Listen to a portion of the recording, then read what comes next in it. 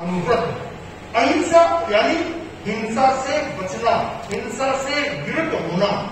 एक श्रावक जो घर पर रहता है, व्यापार करता है, सामाजिक कामों में लगा रहता है, अपने परिवार का पालन पोषण करता है, वो पूरी तरह से हिंसा से नहीं बच सकता।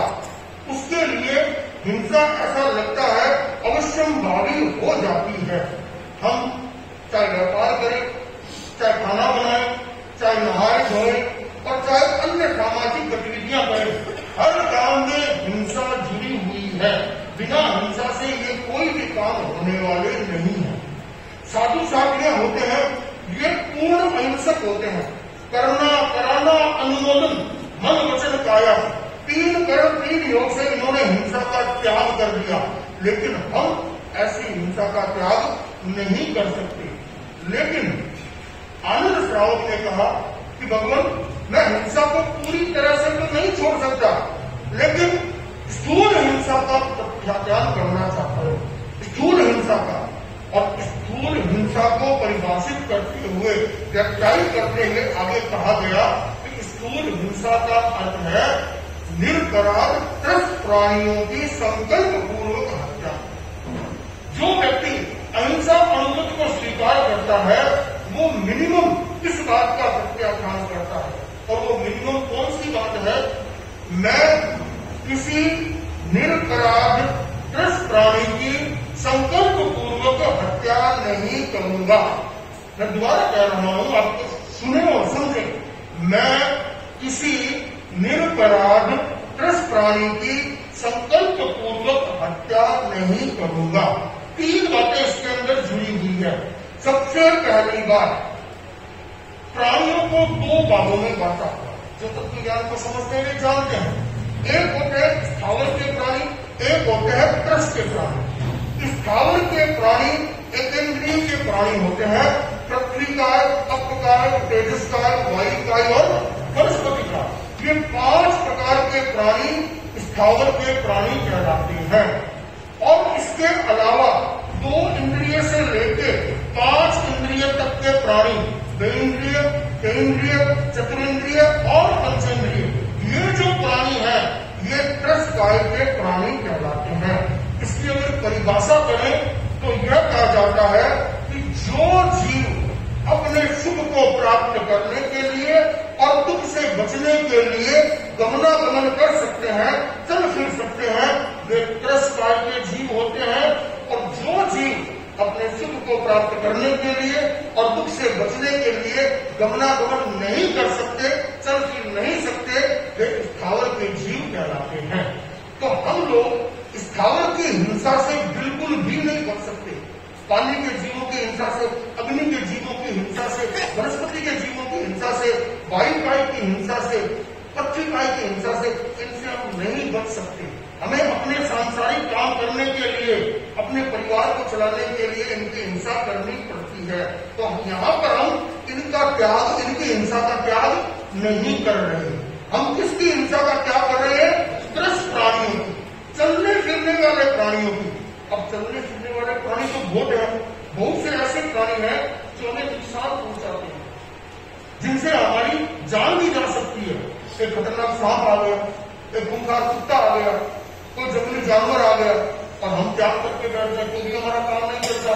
तो एक शब्द और जोड़ दिया गया, निरपराध। निरपराध यानी ऐसा प्राणी जिसने कोई अपराध नहीं किया, जिससे न तो हमें कोई नुकसान हुआ है और न ही कोई नुकसान होने की संभावना है।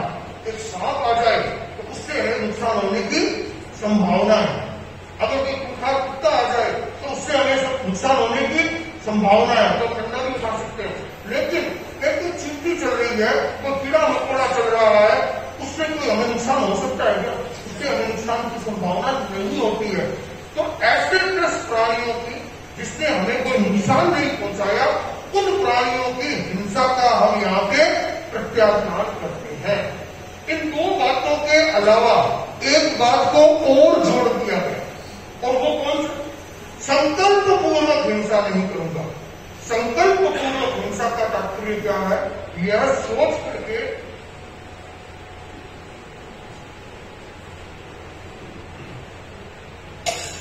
यह सोच करके मैं इसकी जान ले लूंगा, मैं इसे मार दूंगा, यह सोच करके मैं हिंसा नहीं करूंगा। क्योंकि हम जब चलते फिरते हैं, गाड़ी में चलते हैं, तो कई बार गाड़ी के नीचे कोई त्रस्त प्राणी भी आ सकता है, तो छोटा मोटा कीड़ा मकोड़ा भी आ सकता है, उसकी जान भी जा सकती है, लेकिन हमने उसका त्याग नहीं किया है, क्योंकि वो संकल्प पूर्वक नहीं की गई है। तो हमने जो प्रत्याख्यान करना है वो क्या करना है कि मैं किसी निरपराध त्रस्त प्राणी की संकल्प पूर्वक हिंसा नहीं करूंगा। पहली बात वो निरपराधी, दूसरी बात त्रस्त प्राणी, और तीसरी बात संकल्प पूर्वक। आप में से कौन कौन ऐसा व्यक्ति है जो ऐसी हिंसा करने की इच्छा रखता है? चलने फिरने वाले प्राणियों की जिन्होंने आपको कोई नुकसान नहीं पहुंचाया, न इनको नुकसान होने की संभावना है, और यह सोच करके उनके से मारना है, कौन कौन चाहता है? किस किस की भावना है? आपकी भावना मारना चाहते हैं? ठीक है, गलत समझ गया आपने। तो कोई भी भावना नहीं चाहता, किसी के मन में ऐसी भावना नहीं है कि हम चलने फिरने वाले प्राणियों की हिंसा करें। तो जब ऐसी भावना नहीं है तो इस व्रत को स्वीकार करने में कहां आपत्ति है? किसी को कोई आपत्ति लगे तो जिज्ञासा समाधान में आप पूछ सकते हैं, लेकिन मुझे नहीं लगता कि किसी को भी कोई यह आपत्ति हो सकती है। और अगर यह आपत्ति नहीं है तो क्या आप इस व्रत को स्वीकार कर सकते हैं? इस व्रत को स्वीकार कर सकते हैं? तो जो हाथ खड़ा कर रहे हैं इसका मतलब वो एक व्रत को स्वीकार कर लेते हैं, एक व्रती श्रावक बन जाते हैं। आनंद ने भी भगवान ने इस व्रत को स्वीकार कर लिया, और व्रत को स्वीकार करने के बाद भगवंत ने कहा, आनंद तुमने यह स्थूल हिंसा का त्याग किया है, तो तुम्हें इसके अतिचारों से भी बचना होगा। इस व्रत के 5 अतिचार बताए गए। उन 5 अतिचारों को आचार्य श्री तुलसी ने एक पद में गुंजित किया और कहा, वदकंदन अंग भंग अति भार नहीं हो, भार नहीं हो, विच्छेद वृत्ति का क्यों बेकार कहीं हो, क्यों रहे क्रूरता करुणा कोमलता हो, कोमलता हो, श्रावक जीवन में मैत्री निर्मलता हो। ये 5 अतिचारों का भी तुम्हें ध्यान रखना होगा। और 5 अतिचार क्या है? सबसे पहला अतिचार है दंड, बांधना। हालांकि आजकल तो ऐसी कोई परंपरा नहीं है, लेकिन पुराने जमाने में एक बांधने की परंपरा थी, लोगों को बांध करके सजा देते थे। तो हमने अगर यह व्रत स्वीकार कर लिया तो हमें किसी व्यक्ति को, बच्चे को, पशु पक्षी को क्रूरता से बांधना नहीं है। क्रूरता से बांधने का मतलब यह भी नहीं है कि घर पे आपके गाय बंधी हुई है तो उसको भी बांधना नहीं है, वो एक व्यवस्था पक्ष है, वहां पे क्रूरता नहीं है। गाय को हमें घर में रखना है तो बांधना पड़ता है, वो एक अलग बात है, लेकिन क्रूरता से हमें किसी को बांधना नहीं है। दूसरा विचार है वध। वध का मतलब पिटाई करना, मारना, पीटना किसी को, क्योंकि हमने त्याग तो क्या किया है? किसी के प्राण हरने के त्याग किए, किसी को जान से मारने का त्याग किया है, लेकिन आपने पिटाई कर दी, और पिटाई की तो इतनी की कि मरने जैसा हो गया। तो यह भी एक इस अनुव्रत का अतिचार है। हमें क्रूरता पूर्वक किसी की पिटाई करने से भी बचना चाहिए। तीसरा जो अतिचार बताया गया, अंग भंग करना, किसी की अंगुली काट लेना, किसी का नाक काट लेना, किसी का कान काट लेना। तो यह प्रथा भी संभवतः आजकल चलती नहीं है, पुराने जमाने में चलती थी, आजकल ऐसी प्रथा चलती नहीं है। तो आपको तो ये चिंतन करने की जरूरत भी नहीं है, क्योंकि आपके मन में इसकी भावना ही नहीं है कि किसी के अंग का विच्छेद करें। और चौथा जो अतिचार बताया गया, अति भार। पुराने जमाने में पशुओं को भार ढोने के काम में लिया जाता था, आजकल तो वो भी प्रकार नहीं है। तो वो भार ढोना अलग बात है और अति भार लाद देना अलग बात है। तो अति भार वही व्यक्ति लाद सकता है जिसके मन में क्रूरता होती है, जिसके मन में करुणा होती है, कोमलता होती है।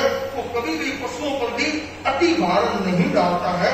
तो हम स्वीकार करें तो इस बात का भी ध्यान रखें कि किसी ने अति भार न डाले। और पांचवा जो अतिचार बताया गया वो है विच्छेद वृत्ति, भक्त पान का विच्छेद कर देना, किसी व्यक्ति को रोटी से अलग कर देना, रोटी देने के लिए अंतराल डाल देना। आपके घर पे कोई काम कर रहा है, नौकर या नौकरानी कोई काम कर रही है और आपने कह दिया खाने का टाइम हो गया, लेकिन आपने कह दिया जब तक ये काम खत्म नहीं होगा तब तक रोटी नहीं मिलेगी। अब वो काम शाम को 5 बजे तक खत्म नहीं होगा, 6 बजे तक खत्म नहीं होगा, तब तक आपने क्या कर दिया, उसको रोटी से वंचित कर दिया। तो हमें श्रावकों को इस बात का भी ध्यान रखना चाहिए कि हमारे मन में ऐसी क्रूरता नहीं होनी चाहिए, करुणा होनी चाहिए। जिसको जिस समय खाना देना है, खाना देखिए काम आप करवाइए अलग बात है, लेकिन क्रूरता के साथ मत करवाइए। तो एक जो श्रावक के व्रत स्वीकार करता है वो इस बात का भी ध्यान रखता है कि किसी के भक्त पान का विच्छेद न हो। और यह पहला व्रत अहिंसा अनुव्रत, तो मुझे नहीं लगता कि किसी को भी स्वीकार करने में कोई आपत्ति हो सकती है। और जैसा कि आपने अपनी सहमति प्रदान की कि हम सभी इस व्रत को स्वीकार कर लेते हैं, तो अभी के लिए अगर आप इसको स्वीकार करते हैं तो एक व्रती श्रावक तो बन भी गए, 12 व्रत में धीरे धीरे पहुंच जाएंगे, लेकिन एक व्रत में मुझे लगता है किसी को कोई आपत्ति नहीं है। अभी हमने एक व्रत की चर्चा की है, बाकी व्रतों की चर्चा प्रवचन संपन्न होने के बाद 11 बजे से 1 बजे के बीच में करने का भाव है। और मेरा आपसे अनुरोध है कि आज के लिए आप अपने समय का सदुपयोग करें, दूसरे कामों को गौण करें और इन व्रतों को जरूर सुने, समझें। स्वीकार करना नहीं करना एक अलग बात है, लेकिन जब तक आप इसका स्वाद नहीं चखेंगे, इसको जानेंगे नहीं, समझेंगे नहीं, तो स्वीकार करने की बात तो बहुत दूर हो जाती है। तो आज कम से कम इसको जानने का प्रयास करें, समझने का प्रयास करें, तो मेरा विश्वास है आप भी एक दिन जरूर 12 व्रत श्रावक बनेंगे। आज का समय मुझे दिया गया वो संपन्न हो रहा है, इन भावों के साथ